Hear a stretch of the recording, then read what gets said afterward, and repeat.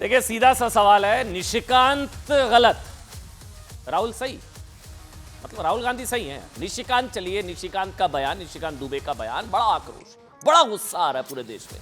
बोल कैसे दिया निशिकांत, सही बात है, इस तरह का बयान नहीं देना चाहिए न्यायपालिका को लेकर। लेकिन निशिकांत पर आक्रोश, राहुल गांधी पर क्यों खामोश? सबसे पहले बात आज इसी की।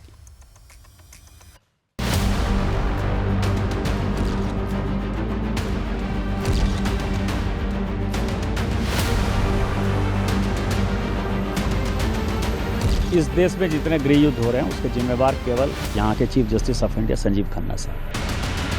क्योंकि आप बार बार संविधान की आप इज्जत नहीं करते, कानून की आप इज्जत नहीं करते, आप इस तरह की बातें करते रहते हैं। ये तो भारतीय जनता पार्टी चाहती है और इस बयान से मुझे लगता है कि भारतीय जनता पार्टी कोई बड़ी साजिश कर रही है। के लोग भी अगर इस तरह से टिप्पणी करेंगे सुप्रीम कोर्ट के ऊपर, तो आप बताइए कि उस न्यायपालिका का क्या होगा। देखिए, निशिकांत दुबे जी जो बोले हैं वो तो सही बात बोले हैं। This is anti-constitutional and clearly attracting the contempt of court. और जो नड्डा जी ने कहा है वो खाली लीपापोती है। यदि भाजपा गंभीर है तो फिर उनको निकाल दीजिए। मैं समझता हूँ कि ये पूरी तरीके से सत्ता के मद में अंधे हो गए हैं, सत्ता के मद में एकदम पूरी तरीके से इनको सत्ता मद इनको चढ़ गया है। देखिए, सुप्रीम कोर्ट को कमजोर करने में लगे हुए संवैधानिक पदाधिकारी भी सुप्रीम कोर्ट के खिलाफ बोल रहे हैं, मंत्री भी सुप्रीम कोर्ट के खिलाफ बोल रहे हैं। देखिए सीधा सा सवाल है, राहुल गांधी के बयान पर वो गुस्सा, वो आक्रोश आपको नजर नहीं आएगा। निशिकांत दुबे के खिलाफ तो ऐसा आक्रोश है साहब। लेकिन आज देश के दो नेताओं के बयान पर ना महाभारत छिड़ी हुई है पूरे देश में। एक बयान बीजेपी के सांसद निशिकांत दुबे का, जिन्होंने सर्वोच्च अदालत के खिलाफ बयान में कहा कि साहब सुप्रीम कोर्ट अपनी सीमाएं लांघ रहा है। निशिकांत दुबे ने कहा कि देश में अगर कोई धार्मिक युद्ध भड़का रहा है तो वो है सुप्रीम कोर्ट। बहुत ही विवादित बयान इनकी तरफ से दिया गया। बीजेपी ने पल्ला झाड़ लिया, किनारा कर लिया। आगे उन्होंने कहा कि सुप्रीम कोर्ट देश को अराजकता की ओर ले जाना चाहता है। निशिकांत दुबे ने भी कहा कि अगर सुप्रीम कोर्ट और चीफ जस्टिस को ही देश चलाना है तो संसद बंद कर दीजिए ना, संसद बंद कर दो। निशिकांत दुबे के इसी बयान को लेकर बवाल छिड़ा हुआ है बवंडर देश में। कांग्रेस समेत सभी विपक्षी पार्टियां कह रही हैं साहब कि यह संवैधानिक संस्थाओं के ऊपर सीधे सीधे अटैक है, युद्ध की शुरुआत है। बीजेपी सुप्रीम कोर्ट और संविधान को कमजोर करना चाहती है। ठीक है, बयान गलत। अब संवैधानिक संस्थाओं के सम्मान पर राजनीति का डबल स्टैंडर्ड अगर समझना हो ना साहब, तो ये दो तस्वीरें देख लीजिए, पूरी खबर का निचोड़ आपको समझ आ जाएगा। निशिकांत दुबे के अलावा ना राहुल गांधी का बयान भी सुनना चाहिए, क्योंकि जो लोग बीजेपी सांसद निशिकांत दुबे के बयान से गुस्से में, आक्रोश आ रहा है, उन्हें राहुल गांधी के बयान से कोई आपत्ति नहीं है। जबकि राहुल गांधी तो इस मामले में उन पर तो सीरियल ऑफेंडर होने के आरोप लगते हैं। वो ये जानबूझकर करते हैं पता नहीं, लेकिन राहुल गांधी ने अमेरिका मतलब विदेशी धरती पर भारत के लोकतंत्र पर फिर से सवाल उठाया। चुनाव आयोग को कॉम्प्रोमाइज्ड बता दिया। भारत में चुनाव आयोग ने समझौता कर लिया, कॉम्प्रोमाइज। ये भारत में नहीं, विदेशी धरती पर बैठकर बोल रहा है भारत को गाली की साहब, भारत का चुनाव आयोग ऐसा है वैसा है, कॉम्प्रोमाइज हो चुका है, कहीं तो गड़बड़ी है। बीजेपी कह रही यही तो लोकतंत्र को गाली है, यहां गुस्सा नहीं आता।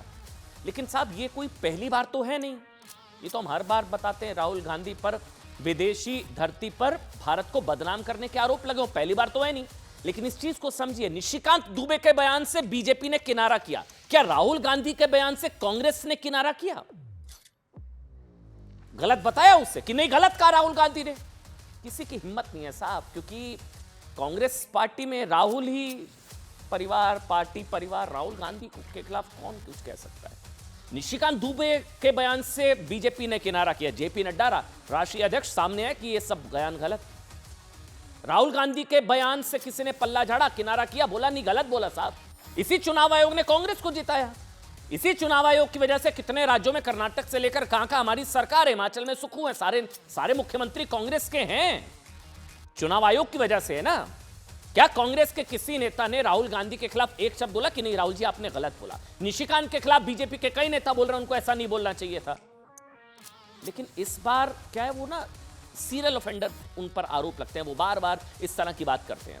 इस बार उनके निशाने पर चुनाव आयोग है, लेकिन वो ऐसा क्यों करते हैं? मतलब ये स्लिप ऑफ टंग है, या वो गलती से ऐसा कह गए, या वो जानबूझकर ऐसा करते हैं, हमें नहीं पता। जैसा इस बार उन्होंने भारत की लोकतांत्रिक चुनावी प्रणाली और चुनाव आयोग को कॉम्प्रोमाइज बता दिया। साहब अब पता नहीं बुरा लगे सही लगे, मैं तो पूछूंगा, चुनाव आयोग कॉम्प्रोमाइज है या फिर आपका होमवर्क, आपके आंकड़े राहुल जी वो कॉम्प्रोमाइज है? इससे पहले वो भारतीय लोकतंत्र को ब्रोकन कह चुके हैं, भारतीय लोकतंत्र ब्रोकन, ईसी कॉम्प्रोमाइज, संवैधानिक संस्थाओं को परजीवी, देश में डर और नफरत का माहौल है, सब विदेशी धरती पर जाकर।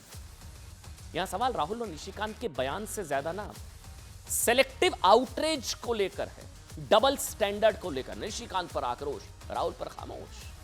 जिन लोगों को निशिकांत पर इतना आक्रोश है वो राहुल पर क्यों खामोश हो जाते हैं? जिन पर इस मामले में सीरियल ऑफेंडर होने के आरोप लगते हैं, क्या ये संवैधानिक संस्थाओं के सम्मान पर भी देश की राजनीति का डबल स्टैंडर्ड नहीं है? दोनों बयान सुनिए। इस देश में धार्मिक युद्ध भड़काने के लिए केवल और केवल सुप्रीम कोर्ट जिम्मेवार है। सुप्रीम कोर्ट का एकमात्र उद्देश्य है show me the face will show you the law.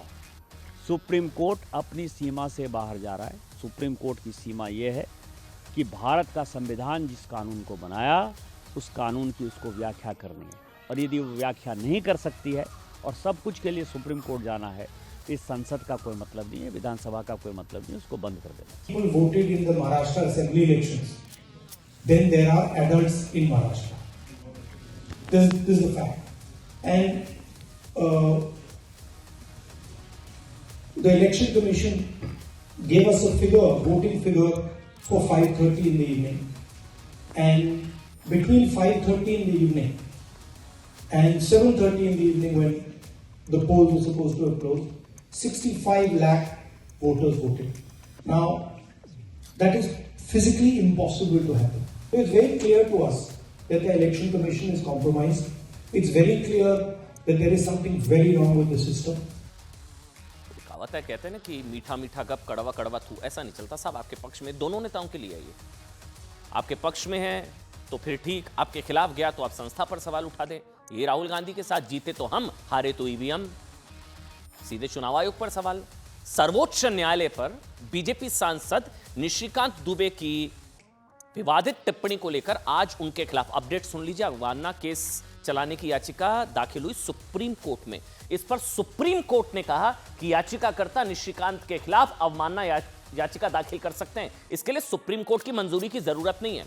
दूसरी ओर निशिकांत दुबे के इस बयान से बीजेपी किनारा कर चुके हैं। मैं बार बार कह रहा हूं, राहुल गांधी के बयान से कांग्रेस ने किनारा नहीं किया अभी तक, लेकिन निशिकांत दुबे के बयान से बीजेपी ने किनारा किया। बीजेपी अध्यक्ष जेपी नड्डा ने कहा कि पार्टी अदालतों का सम्मान करती है, बीजेपी ऐसे बयानों के साथ नहीं है। लेकिन क्या कांग्रेस ने कहा कि राहुल गांधी का बयान कांग्रेस का नहीं है? वो कैसे कह रहे हैं कि देश में ईसी कॉम्प्रोमाइज हो चुका है?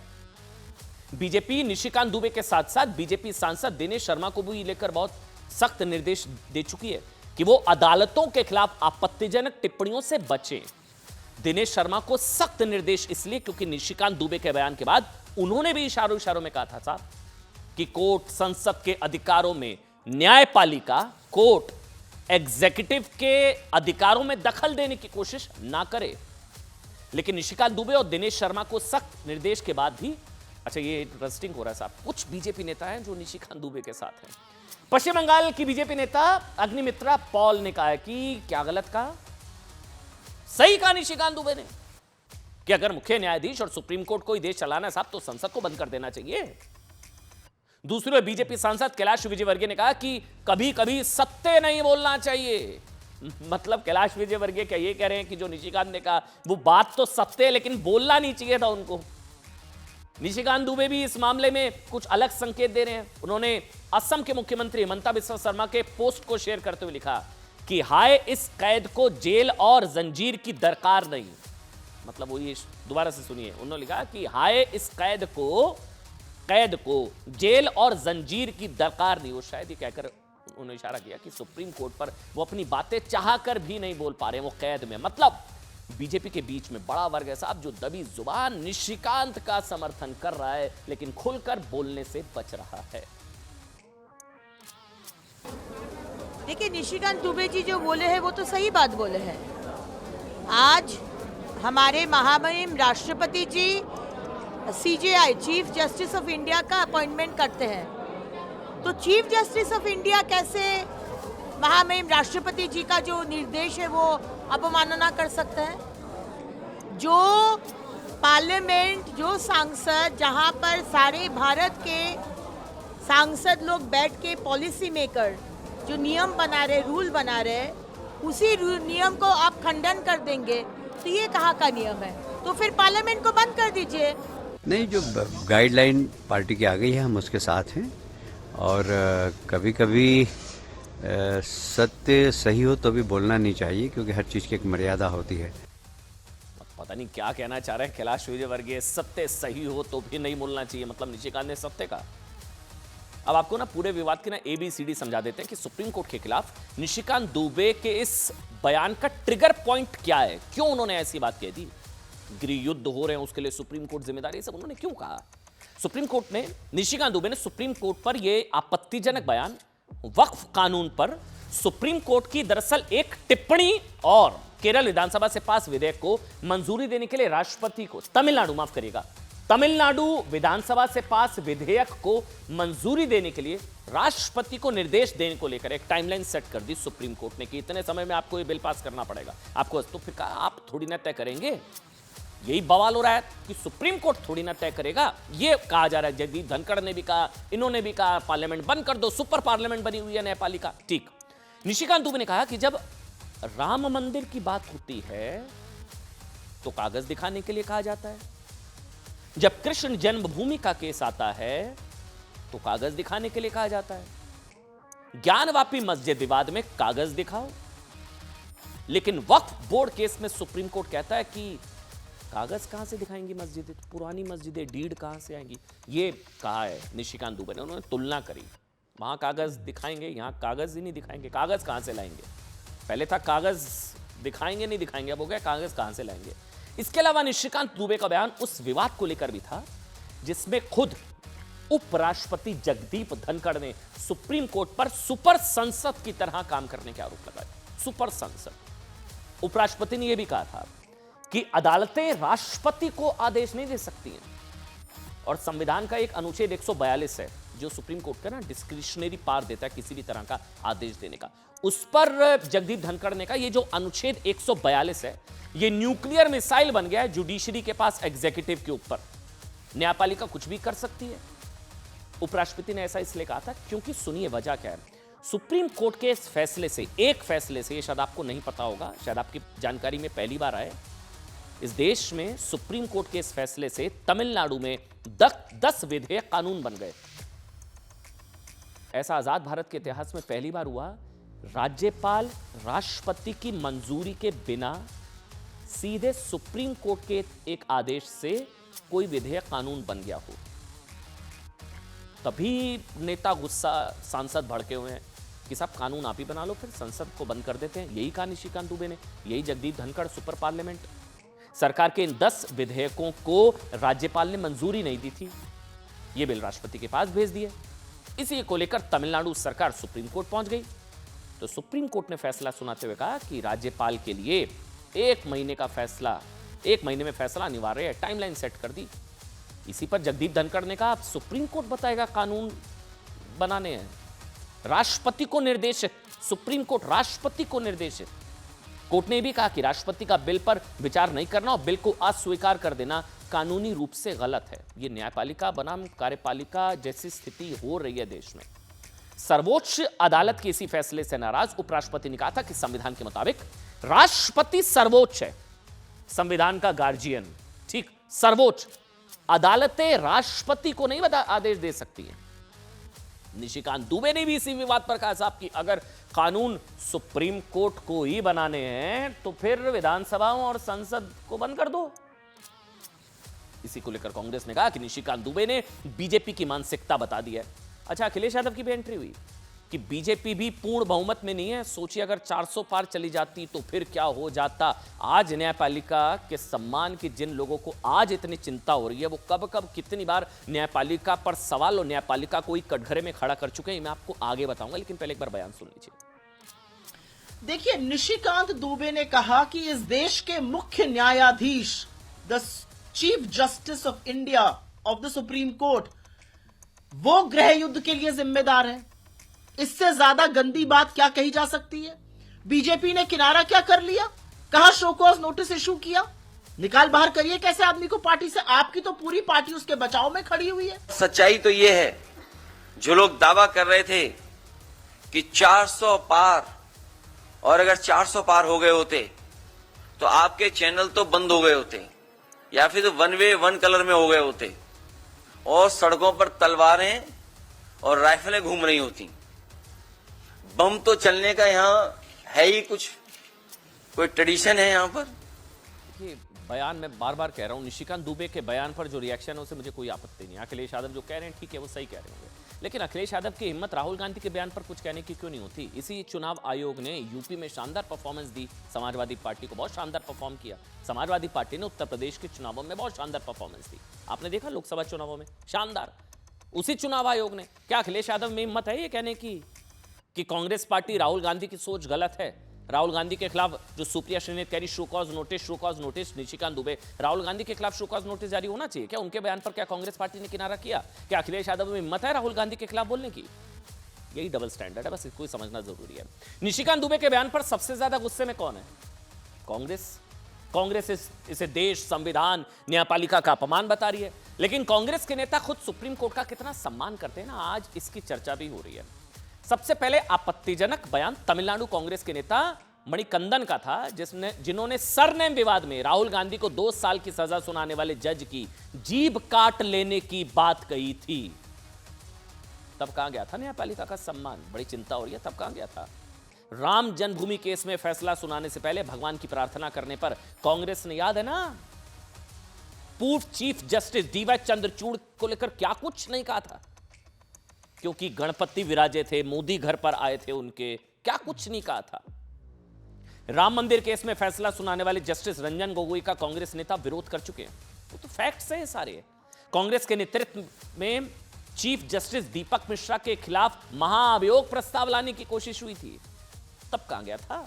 न्यायपालिका का सम्मान, बड़ी बड़ी बातें, अरे छोड़ दीजिए, याद करिए रफाल क्लीन चिट मिली थी ना, जब रफाल खरीद पर कांग्रेस ने सुप्रीम कोर्ट के फैसले पर सवाल उठाते हुए कहा था कि सिर्फ जेपीसी इस मामले की जांच कर सकती है, तब क्या कुछ कहा गया था सुप्रीम कोर्ट या न्यायपालिका के खिलाफ। समान नागरिक संहिता का समर्थन करने पर कांग्रेस ने इलाहाबाद हाईकोर्ट में जस्टिस शेखर यादव के खिलाफ महाअभियोग प्रस्ताव की बात कही थी, तब कहां गया था? न्यायपालिका का सम्मान, चिंता, इतना कुछ, डबल स्टैंडर्ड। और ये वो तस्वीर, बड़ी खबर है, तस्वीर आ गई है, इंतजार हो रहा था इन तस्वीरों का। जेडी वेंस और 7 लोक कल्याण, बहुत ही खूबसूरत तस्वीर, बहुत ही खूबसूरत तस्वीर। आज की सबसे बड़ी तस्वीर ये देखिए आप, 7 लोक कल्याण मार्ग में जेडी वेंस, और ये वो तस्वीरें देखिए 7 लोक कल्याण मार्ग में आज की ये सबसे अच्छी तस्वीर। और ये 7 लोक कल्याण मार्ग प्रधानमंत्री निवास में, देखिए उनके बच्चे प्रधानमंत्री के साथ, प्रधानमंत्री उनको वहां पर बताते हुए, दिखाते हुए, इसमें ऑडियो भी होगा अगर हम सुना पाए थोड़ा सा, क्योंकि ये वो तस्वीरें जो जेडी वेंस आपको नजर आ रहे हैं, ये भारत दौरे पर आए हैं। हाँ सुनाइए एक बार, सुनाइए, दिखाइए एक बार।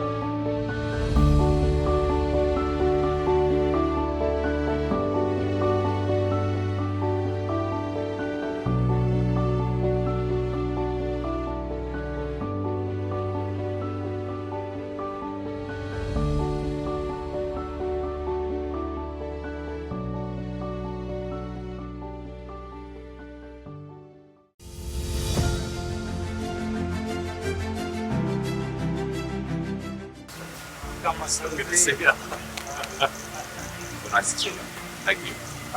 Thank you.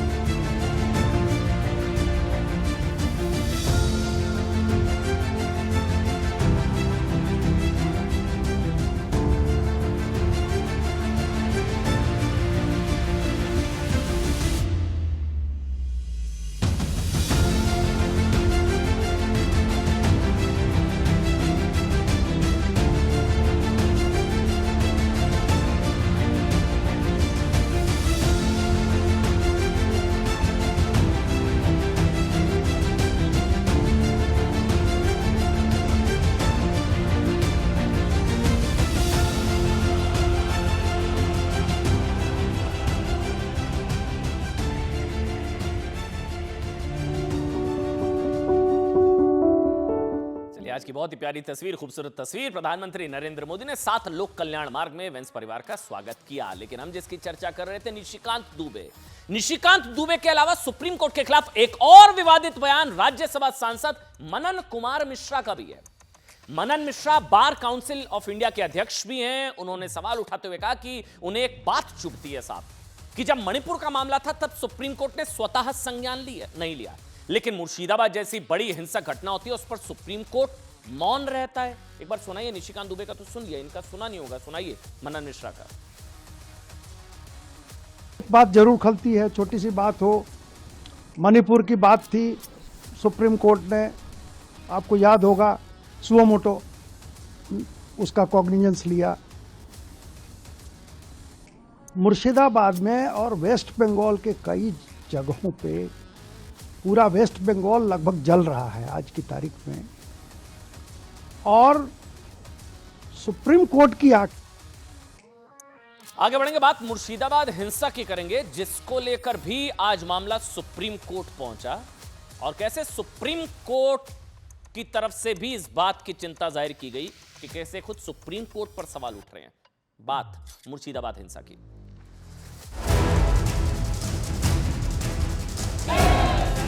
और ममता बनर्जी की पुलिस और ममता बनर्जी खुद इसके बारे में एक भी निंदा का शब्द उन्होंने अभी तक इशू नहीं किया, जारी नहीं। कम्युनल फोर्सेस इंतजार में है इसके कि कब हम मुसलमानों को बदनाम करके उनके बीच में घुस के ऐसे एक्शंस करें जिससे मुसलमान बदनाम हो जाएंगे। गले काट रहे हैं, घर जला रहे हैं, उसके बाद भी एक बैठी हुई सरकार है जो कि पिछले 15 साल से चल रही है, लेकिन उसके बाद भी वो सिर्फ और सिर्फ एक पक्ष को, मुसलमानों को समर्थन देती आ रही है, और हिंदुओं के आए दिन घर जलाए जाते हैं। ये स्टेट स्पॉन्सर्ड टेररिज्म है, माननीय मुख्यमंत्री ममता बनर्जी करवा रहे हैं। देखिए, एक संवैधानिक ला की सांप्रदायिक लिंचिंग का ये जो कंपटीशन है, ये न तो मुल्क के हित में है और न ही जो है वो किसी मजहब की है। मेरा अपना ख्याल है कि अगर कहीं प्रेसिडेंट रूल लगना चाहिए सही मायने में, तो केंद्र की सरकार के ऊपर लगना चाहिए। ममता बनर्जी हिंदुओं से नफरत करती है। यही अगर किसी मुसलमान भाई के साथ अत्याचार हुआ होता तो ममता बनर्जी वहां हो हल्ला काट कर 3 दिन से कैंप करके बैठी। देखिए, मुर्शिदाबाद हिंसा को लेकर क्या राष्ट्रपति शासन लगाने की मांग हो रही है? क्या ममता बनर्जी मुर्शिदाबाद जाएंगी, नहीं जाएंगी? उनके पास टाइम है मुर्शिदाबाद जाने का, नहीं है? ये सब आपको बताएं। लेकिन सर्वोच्च अदालत सुप्रीम कोर्ट पर लगातार आपत्तिजनक और विवादित टिप्पणियों और सवालों के बीच आज सुप्रीम कोर्ट में मुर्शिदाबाद हिंसा को लेकर पीआईएल को फिर से दाखिल करने को कहा गया। क्या कहा गया था पीआईएल में? कि मुर्शिदाबाद हिंसा की एसआईटी गठित हो, जांच हो और सुरक्षा प्रदान की जाए, सर्वोच्च न्यायालय की निगरानी में इसकी मुर्शिदाबाद हिंसा की जांच। लेकिन सुप्रीम कोर्ट ने इस पीआईएल को फिर से दाखिल करने की बात करते हुए आज इस पर सुनवाई नहीं की। मुर्शिदाबाद हिंसा को लेकर कोर्ट ने कहा कि याचिकाओं को जल्दबाजी में बिना उचित तैयारी के साथ दाखिल किया गया है। याचिकाकर्ता शशांक शेखर झा की याचिका पर सुनवाई करते हुए कोर्ट ने पूछा कि आप इस मामले में हाईकोर्ट क्यों नहीं गए? इस पर शशांक ने कोर्ट को बताया कि मुर्शिदाबाद हिंसा का कनेक्शन कई राज्यों से जुड़ा है और यह मानव अधिकारों से जुड़ा मामला है। लोगों का कत्लेआम किया जा रहा है, उनके जीने का अधिकार छीना जा रहा है, इसलिए हमने सुप्रीम कोर्ट में याचिका दायर की। सुप्रीम कोर्ट का दूसरा सवाल था कि आपका सोर्स क्या है। तब शशांक शेखर ने मीडिया रिपोर्ट और सरकारी संस्थाओं जैसे रेलवे से जुड़े प्रेस रिलीज हमारा सोर्स है। इसके साथ ही पिछले कुछ दिनों के अंदर कई पीड़ितों ने भी हमसे संपर्क किया था। तीसरा सवाल, क्या आपने पीड़ितों का बयान दर्ज किया था? यह सुप्रीम कोर्ट ने पूछा। तब वकील शशांक शेखर बोले, जब हमने याचिका दायर की थी उसके बाद उन पीड़ितों से मेरी बातचीत हुई थी। सुप्रीम कोर्ट ने आगे पूछा, इन पीड़ितों को भी लेकर आ जाइए, तब आके बेहतर होगा। ठीक बात। सुप्रीम कोर्ट, क्या आपने इस मामले में किसी को पार्टी बनाया है? तब वकील ने कहा, इस मामले में पश्चिम बंगाल के कई मंत्रियों और नेताओं का बयान आया था कि आंख निकाल लेंगे, हाथ पैर तोड़ देंगे, शहर को जाम कर देंगे। ऐसे कई बयान सामने आए थे जिससे और ज्यादा हिंसा बढ़ी थी। फिर सुप्रीम कोर्ट ने पलटकर पूछा, अगर ऐसा है तो उनके नाम भी सामने लाइए, उनके पीछे कैसे फैसला सुना सकते हैं? आपको उन्हें पार्टी बनाना चाहिए। सुप्रीम कोर्ट ने कहा कि आप बहुत जल्दी में हैं, लेकिन हां, बेजुबानों को न्याय मिलना अच्छा है, लेकिन उचित तरीके से न्याय होना चाहिए, ऐसे नहीं। फिर शशांक शेखर जो वकील है उन्होंने कृपया मुझे याचिका वापस लेने और नई याचिका दायर करने की छूट दें। सुप्रीम कोर्ट ने कहा, जल्दबाजी में आप याचिका तैयार की आपने। सुप्रीम कोर्ट बेहतर दस्तावेजों और कथनों के साथ याचिका दायर करने की अनुमति दी जाती है। क्या कुछ हुआ, सुनिए। लेकिन अब क्योंकि सुप्रीम कोर्ट का निर्देश है तो हमको तो मानना पड़ेगा। हमारे प्रेयर्स और ग्राउंड तो सेम रहेंगे, कहीं कुछ नहीं होने वाला। हिंदू का पलायन हो रहा है, हिंदू को मारा गया है और अभी भी वो डर के माहौल में जी रहे हैं। और जो एसआईटी की जांच हमने सुप्रीम कोर्ट की निगरानी में मांग की है और साथ में एक्सोडस को रोकने के लिए और कंपनसेशन की बात की, वो तो एज इट इज रहने वाला है। लेकिन ये जो डिटेल्स है वो हम ऐड करके विद इन अ डे और 2 हम फाइल कर देंगे और हम बिल्कुल सुप्रीम कोर्ट से वापस अपेक्षा करेंगे कि सुप्रीम कोर्ट हिंदुओं को न्याय दे। उधर उपराष्ट्रपति जगदीप धनखड़ के न्यायपालिका पर दिया बयान का जिक्र सुप्रीम कोर्ट में भी आया। दरअसल आज वरिष्ठ वकील विष्णु शंकर जैन ने मुर्शिदाबाद हिंसा को लेकर एक याचिका दायर की थी, जिसमें बंगाल में राष्ट्रपति शासन लगाने की मांग की गई थी। इस पर सुनवाई करते हुए जस्टिस बीआर गवई ने जो कहा ना, उसे गौर से सुनिएगा। जस्टिस बीआर गवई ने तंज कसते हुए कहा कि आप चाहते हैं कि हम इसे लागू करने के लिए राष्ट्रपति को आदेश जारी करें, वैसे भी हम पर कार्यपालिका में अतिक्रमण करने के आरोप लग रहे हैं। वैसे भी हम पर, ये जज की तरफ से, जस्टिस की तरफ से कहा गया, वैसे भी हम पर कार्यपालिका एग्जीक्यूटिव में अतिक्रमण करने के आरोप लग रहे हैं। दरअसल बंगाल में राष्ट्रपति शासन लगाने की मांग इसलिए भी हो रही है क्योंकि हिंसा पीड़ित ज्यादातर हिंदू हैं और शासन और प्रशासन दोनों पर लापरवाही और अनदेखी करने के आरोप लग रहे हैं। कहा जा रहा है साहब कि 200 कदम की दूरी पर मौजूद पुलिस को आने में 4 घंटे लग गए। 4। बीजेपी के नेता अमित मालविया मुर्शिदाबाद हिंसा का ये एक वीडियो, मार्मिक वीडियो इन्होंने शेयर किया, जिसमें एक हिंदू पीड़ित अपनी आप बीती बता रही है कि उसने बेटी की शादी के लिए 7 लाख रुपए इकट्ठा किए, इलाज के लिए 4 लाख रुपए बचाए थे। 11 अप्रैल को उन्मादी कट्टरपंथियों की भीड़ उसके घर में घुसी, उसके पति को बंधक बना लिया, फिर उससे पूछा कि पति चाहिए या पैसा। जाहिर है महिला ने पति को चुना, जिसके बाद उपद्रवियों ने उसके घर से 11 लाख रुपए और सभी जेवर लूट लिए। कट्टरपंथी, ये सोचिए, वक्फ विरोधी लुटेरे निकले। ये वक्फ के खिलाफ कर रहे थे आंदोलन, ये लूट कर रहे थे, हिंदुओं के घरों में लूटमारी चल रही थी। सुनिए, आप सुनिए इसको, सुनाइए। 7 লাখ টাকা দুগাধা মাটি বিক্রি করেছি, 3 লাখ টাকা করে 7 লাখ টাকা ছিল, কিছুটা পুড়িয়েছে বাতে দিয়ে, সব নিজে হাতে দিলাম বের করে করে। কোনো 4 বাড়ি শোনা ছিল, তাও দিলাম। নিজের স্বামীকে টুটিতে হেসা লাগিয়ে আছে, বলছে কি জিনিস কি দাও না, তোমার স্বামীকে মেরে ফেলছি। স্বামীর বড় না টাকা পয়সা বড়, স্বামীটাকে বাঁচার লাগে সব কি দিলাম আমি। चलिए बात करेंगे राहुल गांधी की, जिन्होंने विदेशी धरती पर अपने देश की संवैधानिक संस्थाओं पर चुनाव आयोग को कॉम्प्रोमाइज बताया। लेकिन साहब हमारे पास जो जानकारी है, हमारे जो ईसी सोर्सेज हैं, वो ये कहती है साहब कि चुनाव आयोग नहीं बल्कि राहुल गांधी की जानकारी कॉम्प्रोमाइज्ड है। बताएंगे आपको कैसे। सबसे पहले बात इसी की।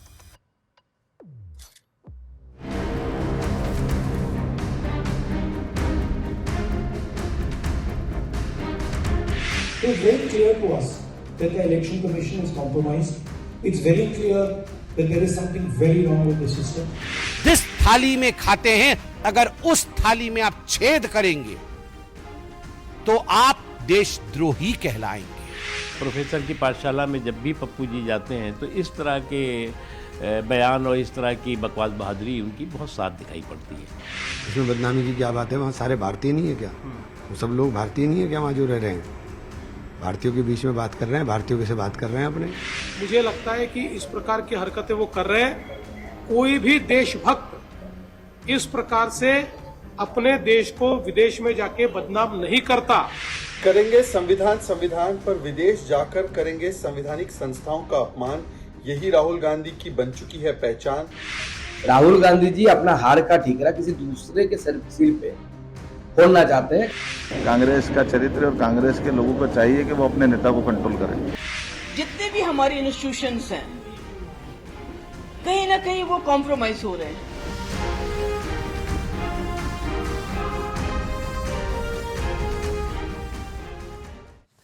देखिए क्या होता है ना कि एग्जाम में फेल होने या खराब करने पर आप छात्रों के व्यवहार को दो तरह से बांट सकते हैं। एक तरफ वो छात्र जो कहते हैं अगली बार और बेहतर तैयारी के साथ मैं परीक्षा में उतरूंगा, दूसरी ओर तरफ वो छात्र जो परीक्षा पर ही सवाल खड़े कर देते हैं। तो होता है ना, ऐसे कुछ छात्रों को अपने अलावा परीक्षा में, परीक्षक में, परीक्षा व्यवस्था में खराबी दिखती है। एक होता है छात्र, ऐसे छात्र अपनी नाकामी का ठीकरा टीचर पर फोड़ते हैं कि पेपर खराब था, व्यवस्था ठीक नहीं थी, पेपर एग्जाम सिस्टम पर फोड़ा जाता है। एग्जाम में फेल होना और राजनीति में फेल होने को कैसे जोड़ा जा सकता है ना, ये बात आप पिछले साल नवंबर में हुए महाराष्ट्र चुनाव से समझ सकते हैं। आप समझिएगा पूरी खबर को। महाराष्ट्र चुनाव में 288 सीटों वाली विधानसभा में बीजेपी गठबंधन को कितनी मिली? 230। ठीक, 230 सीटें। कांग्रेस गठबंधन को 46, कांग्रेस को मिली 16, कांग्रेस को 16 सीटें मिली थी। राहुल हार को स्वीकार करने के बजाय दुष्प्रचार में लगे हुए हैं। राहुल गांधी ने कल अमेरिका के बॉस्टन में महाराष्ट्र चुनाव का जिक्र करते हुए यह नहीं कहा साहब कि मैं अगली बार और मजबूती से लड़ूंगा। उन्होंने यह बताने की कोशिश की कि कांग्रेस को जनता ने नहीं, चुनाव आयोग ने हरवा दिया। राहुल गांधी ने चुनाव आयोग पर सवाल उठाते कहा कि सिस्टम में गड़बड़ी है, चुनाव आयोग कॉम्प्रोमाइज, समझौता कर लिया। यह सब भारत में नहीं, विदेशी धरती पर भारत के लोकतांत्रिक व्यवस्था पर सवाल उठाया। यह तक कह दिया साहब कि election commission is compromised, election commission is compromised. तो यही चुनाव आयोग ने साहब कितने राज्यों में आपकी सरकार बनाई है। राहुल गांधी ने कहा कि महाराष्ट्र में जितने टोटल वोटर नहीं, अच्छा उनकी जो आपत्ति है वो भी सुनिए। राहुल गांधी ने कहा साहब कि महाराष्ट्र में जितने टोटल वोटर नहीं है उससे ज्यादा लोगों ने वोट डाले। राहुल गांधी ने कहा यह फैक्ट है। उन्होंने कहा कि चुनाव आयोग ने उन्हें शाम 5:30 बजे तक का वोटिंग का आंकड़ा बताया था। उसके बाद शाम 5:30 के से लेकर शाम 7:30, 2 घंटे, 5:30 से 7:30 के बीच 65 लाख लोगों ने वोट डाल दिए। मतलब 2 घंटे में 65 लाख वोट पड़े, इम्पॉसिबल है। राहुल गांधी ने कहा ये आपत्ति है। राहुल गांधी ने कहा कि एक वोटर को वोट डालने में करीब 3 मिनट लगते हैं। आप गणित लगाएंगे तो पता चलेगा कि रात 2 बजे तक वोटर्स की लाइन लगनी चाहिए, लेकिन ऐसा नहीं हुआ। राहुल गांधी ने चुनाव आयोग पर आरोप लगाया कि जब उन्होंने वोटिंग की वीडियोग्राफी मांगी तो चुनाव आयोग ने इसे देने से मना कर दिया। इतना ही नहीं, चुनाव आयोग ने कानून भी बदल दिया ताकि वो आगे वीडियोग्राफी के बारे में सवाल ना कर सके। इसी के बाद राहुल गांधी ने भारतीय चुनाव आयोग ये कहा कि चुनाव आयोग समझौता कर चुका है, सिस्टम में कुछ गड़बड़ी है। लेकिन हमारे पास चुनाव आयोग के सूत्रों के हवाले से जो जानकारी है वो ये कहती है साहब कि राहुल गांधी परीक्षा में फेल होने वाले उस छात्र की तरह व्यवहार कर रहे हैं जो अपनी नाकामी के लिए स्कूल को जिम्मेदार बताता है। सूत्रों के मुताबिक बहुत बड़ी खबर है, सुनिएगा। चुनाव आयोग की जानकारी है कि राहुल गांधी का महाराष्ट्र चुनाव में मतदान प्रतिशत बढ़ने का दावा गलत है, काल्पनिक है। फॉर्म 17C और कुल मतदान प्रतिशत में कोई फर्क नहीं। फॉर्म 17C और मतदान प्रतिशत में कोई फर्क नहीं। हर बूथ पर फॉर्म 17C राजनीतिक दलों के एजेंट को दिया जाता है। महाराष्ट्र में मतदान प्रतिशत में बढ़ोतरी से जुड़े सवालों और दावों को लेकर कांग्रेस पार्टी को चुनाव आयोग पहले ही जवाब दे चुका है। अब साहब ये जानकारी कहती है कि चुनाव आयोग जैसा विश्वसनीय संस्था पर राहुल गांधी और उनकी टीम आरोप लगाने से पहले शायद ठीक से होमवर्क शायद नहीं किया। अगर किया होता तो फिर राहुल गांधी इस तरह का बयान नहीं दे। सुनिए। People voted in the Maharashtra assembly elections. Then there are adults in Maharashtra. This is the fact. And the Election Commission gave us a figure, voting figure for 5:30 in the evening.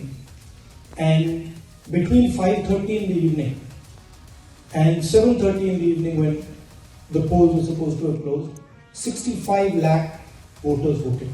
Now, that is physically impossible to happen. It's very clear to us that the Election Commission is compromised. It's very clear that there is something very wrong with the system.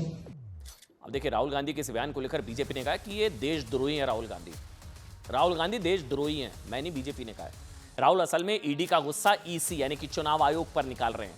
ED का गुस्सा EC पर निकाल रहे हैं और विदेश की धरती पर भारत का अपमान करना राहुल गांधी की पुरानी आदत है। कांग्रेस कह रही है साहब कि राहुल गांधी के बयान में कुछ भी गलत ही नहीं है। सुनिए। राहुल गांधी, आप और आपकी माताश्री बचने वाली नहीं है। ईडी के गुस्से को ईसी पर निकाल रहे हो, एनफोर्समेंट डायरेक्टरेट के गुस्से को आप इलेक्शन कमीशन पर निकाल रहे हो। इससे कुछ नहीं होगा। 2 दिन आप पन्नों पे छपोगे, अखबारों में आओगे, मगर ईडी आपको छोड़ेगी नहीं, क्योंकि तथ्य के आधार पर एजेंसीज काम करते हैं और तथ्य ओपन एंड शट केस का है।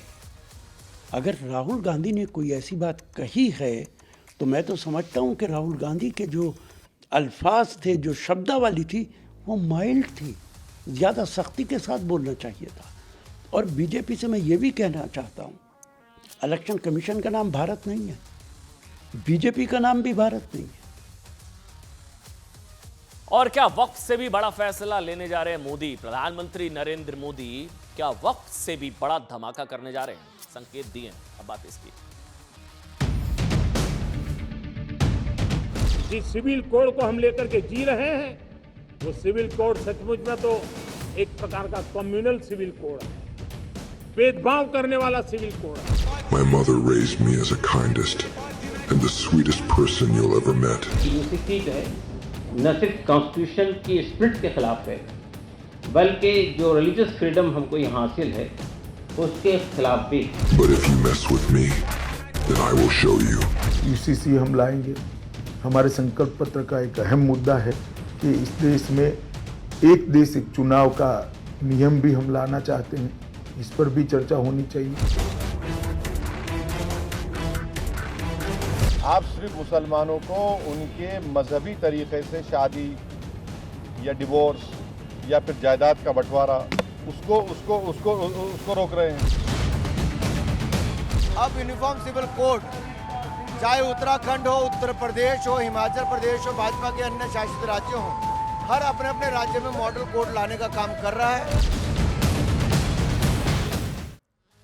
वक्त से भी बड़ा फैसला, मतलब आप सोचेंगे साहब वक्त से बड़ा क्या हो सकता है? मतलब राम मंदिर, 370, ट्रिपल तलाक, सब तो हो गया। मतलब वक्त सही। यूसीसी बहुत बड़ा फैसला। मतलब अगर सरकार से मिल रहे संकेतों को साफ समझा जाए तो सरकार यूसीसी पर बहुत सीरियस है। तेजी से उसे लाने पर विचार किया जा रहा है, क्योंकि एक हफ्ते के अंदर 2 बार, एक हफ्ते में 2 बार यूसीसी को लेकर संकेत सामने आए हैं। अभी क्या हुआ, पहले 14 अप्रैल को खुद प्रधानमंत्री नरेंद्र मोदी ने कह दिया हरियाणा के हिसार में कि यूसीसी को देश की मतलब यूसीसी देश के लिए जरूरी है। तो मैं इसके ठीक एक हफ्ते बाद उस तरफ जो आप देख रहे हैं, आज बीजेपी ने एक वीडियो जारी किया। चलिए ठीक, वीडियो के आखिर में लिखा हुआ UCC loading. Official video BJP ने जारी किया, लिखा यूसीसी लोडिंग, मतलब मोदी 3.0 की उपलब्धियों को तो बताया। वीडियो में साफ संकेत दिए कि मोदी सरकार का अगला कदम यूनिफॉर्म सिविल कोड, समान नागरिक संहिता, ये वक्त से भी बड़ा फैसला होगा। इस वीडियो के माध्यम से उन लोगों को भी जवाब दिया गया तो कहते थे कि साहब बीजेपी को पूर्ण बहुमत नहीं होने की वजह से ना मोदी सरकार काफी कमजोर होगी, 240 पर कहां फैसले ले पाएगी। साहब ऐसा लग रहा है जो इस सरकार में हो रहे हैं वो तो पिछले 10 साल में नहीं हुए। मतलब मोदी सरकार 3.0 बड़े फैसले नहीं ले पाएगी, ज्यादा दिन टिक नहीं पाएगी। 1 साल में मोदी सरकार की क्या उपलब्धियां बताई गई हैं वो मैं आपको बताऊं। उससे पहले एक बार वीडियो दिखा दीजिए, एक बार वीडियो चलाइए, एक बार पहले वीडियो देखिए आप।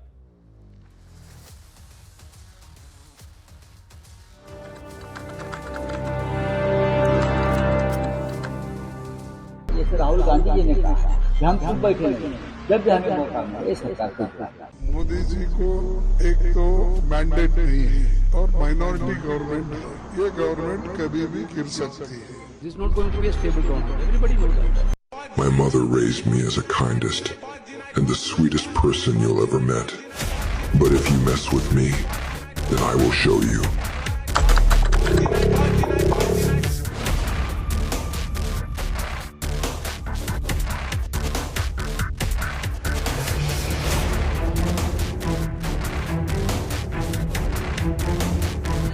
The bill is passed.